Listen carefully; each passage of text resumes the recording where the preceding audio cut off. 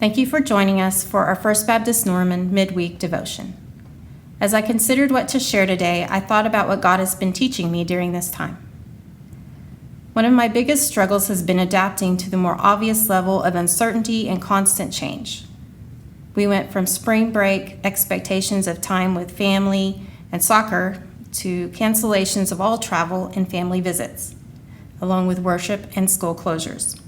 That overly scheduled calendar of mine filled with who remembers what evaporated. Slowly, summer plans have been crossed off as well as we learned we could not predict what it would take or how long to slow this virus. Work patterns change, schools change to distant learning, and now we are slowly trying to see what we can start again, still not knowing from day to day or week to week what the next day will bring. But I found this sudden change, which began much like an extended snow day, forced me to stop and rest. With closures and cancellations, we were home. We were given a mini sabbatical in many ways and had time to rest, at least in the beginning. In Matthew 11:28-30, Jesus said, "Come to me, all you who are weary and burdened, and I will give you rest. Take my yoke upon you and learn from me, for I am gentle and humble in heart, and you will find rest for your souls. For my yoke is easy and my burden is light." God has given me time to reflect on just how busy I was and how much it is a part of our culture, even within our church. He has given us a gift, and I'm often too busy to accept it.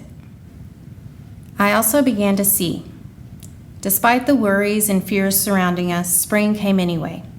The trees budded out and were filled with green. Flowers bloomed. The birds are everywhere, and I remember Jesus' words in Matthew 6. "Therefore I tell you, do not worry about your life, what you will eat or drink, or about your body, what you will wear. Is not life more than food, and the body more than clothes? Look at the birds of the air. They do not sow or reap or store away in barns, and yet your heavenly Father feeds them. Are you not much more valuable than they? Can any one of you, by worrying, add a single hour to your life?" God's creation shows us that He is still with us each day, recreating life around us, even in the midst of our griefs and fears. By taking time to slow down to rest and seeing that God is still with us, I also was able to hear Him guiding me. When I'm busy making plans, I am so focused on the future that I often miss the opportunities right in front of me.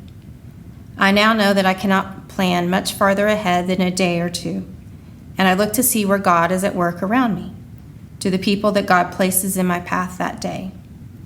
I could hear who I should visit on a porch or by text. I could hear Him guide me as we work to figure out how to continue to serve those who need our help and to join in with others in Norman who are doing the same. As I close, I would like to end with a passage from Lamentations 3:22-26. "Because of the Lord's great love, we are not consumed, for His compassions never fail. They are new every morning. Great is your faithfulness.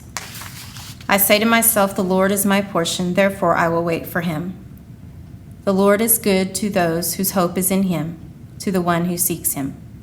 It is good to wait quietly for the salvation of the Lord." As you continue in your day today and strive to face each new day, take time to rest. Rest in God and His care for you. Give yourself and others grace as you all learn to live each day differently. Look around to see God's world that continues to flower and flourish. Watch for where God is working and listen for where He wants you to join in with Him to bless others. Thank you.